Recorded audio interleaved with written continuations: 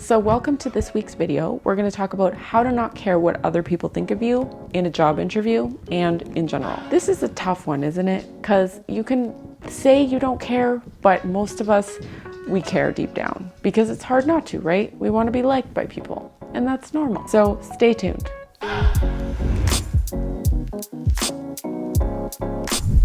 All right, so a job interview is a situation where you might be concerned about people judging you and you might be concerned about being liked. So I'm gonna share some steps with you today that are gonna help you to stop caring so much about what they are thinking about you. So your thoughts. A lot of people before an interview, they're gonna have thoughts like, I hope they like me. And people having thoughts like that don't serve them. So if you're going into an interview thinking, I hope they like me, I hope they like me, that's probably gonna make you feel nervous. Okay, and it's that thought, that sentence in your head that says, I hope they like me, that's what's making you feel nervous. Or another one that I hear often is, I need to perform. I need to put on a performance, okay? And that feels really heavy and it feels like a lot of pressure and it doesn't feel like very fun. So that's also probably gonna make you feel tense and nervous if you're anything like the people that I've worked with. So I want you to identify that thought, I hope they like me, or I need to put on a performance, or I need to perform, is what's causing your nervousness and what's causing you to care so much about what they think. So I want you to shift that thought to something else. But first, what I'd like you to ask yourself is, do you like you? Do you think you're pretty good? Would you hire you? Okay? And that's where you have to get to first. Because if you can't believe that what you have to offer is valuable, if you can't believe that you would be a good employee and a good asset and what you have to offer is good, then you can't expect them to get there either. Because self-confident people simply like themselves. So why it's so important for you to be clear on whether you like you or not is because you're inevitably going to get thrown off. When you go into the interview, the interviewers are going to behave in a certain way and you're not going to be able to control how they behave, right? So you might want them to give you feedback and you might want them to be responsive, but they might not, right? Sometimes we get a great interviewer and they nod along and they, they're responsive to us and we're having a great conversation, but that doesn't always happen. So sometimes the interviewer can not give you any feedback at all. They might just stay quiet and ask you another question. And if you're not confident in yourself at this point, you're going to be all in your head second guessing yourself. Like, oh, was that a good answer? Did I say it right? And the truth is you can't control how they respond. So you have to ask yourself, do I think that was a good answer?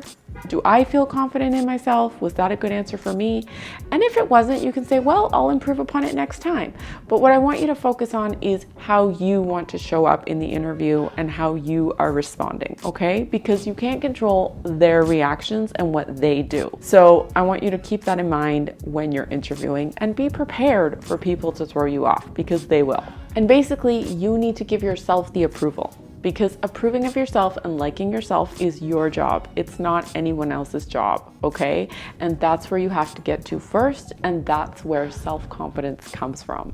How you feel drives your results. So you need to be feeling a certain way to get the results you want, and that's caused by the thought that you had in your head.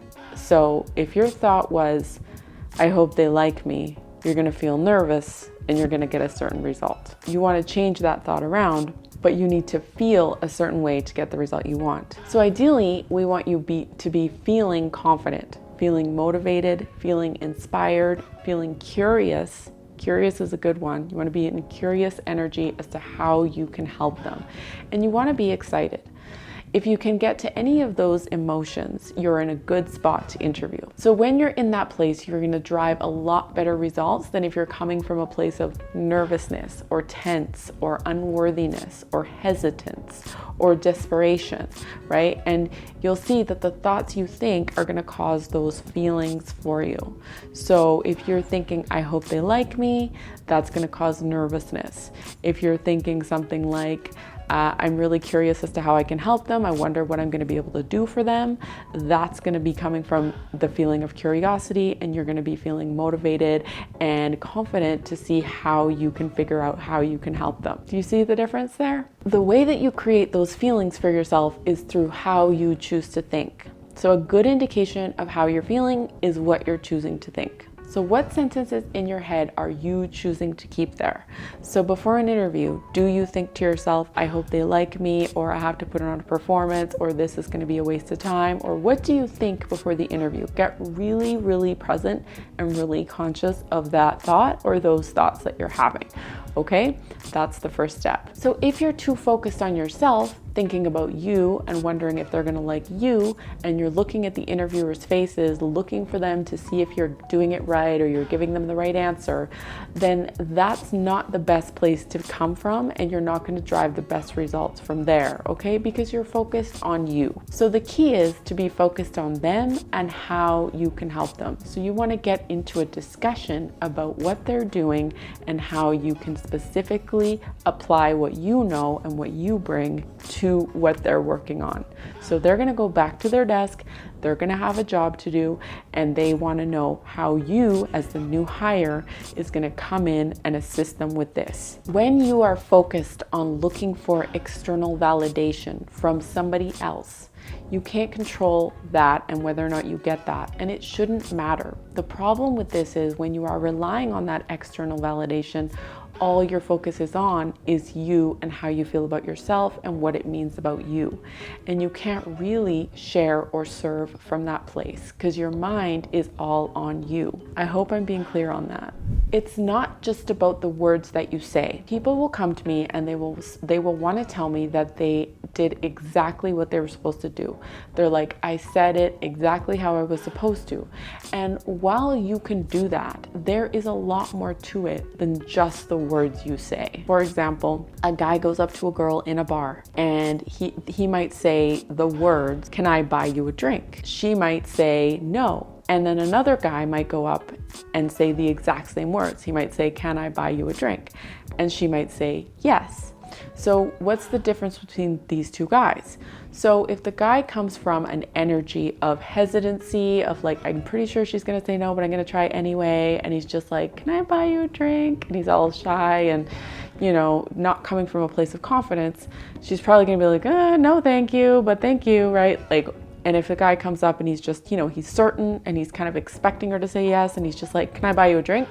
She's gonna say yes, right? Or she's more likely to say yes, right? So the words are not everything, okay? So you could go in and you can say the exact right words, but if you're coming from a place of nervousness and not feeling it, and you don't really believe what you're saying, then it's gonna come off that way and it's not gonna work. So it's about what you're thinking while you're saying it, okay? It's about how you're thinking while you're saying it. So it's not just about the words that you're saying. We want to give yourself the approval first. So the most important thing is the thoughts you're thinking are leading to the feelings that you're having, which are leading to how you're showing up, what you're saying, and how you're saying it, okay? And the most important thing here is you need to know that people are going to throw you off, and you cannot control what people are going to say or how they're going to react to you. All you can control is how you want to show up, the person you want to be, and would you hire you, and do you like yourself? And if you can answer yes to those, then you are in a good spot. If you are not quite there yet, check out some of my other videos on how to build and boost your self-confidence before an interview, and they will help you out as well. All right, so that's the end of the video. I hope you liked it. Subscribe to my channel, give me a thumbs up or a thumbs down, apply for a call below where we can get on a call together and we can discuss what your specific situation is, how I can help you, and what's holding you back. Or you can download one of my free resources available below.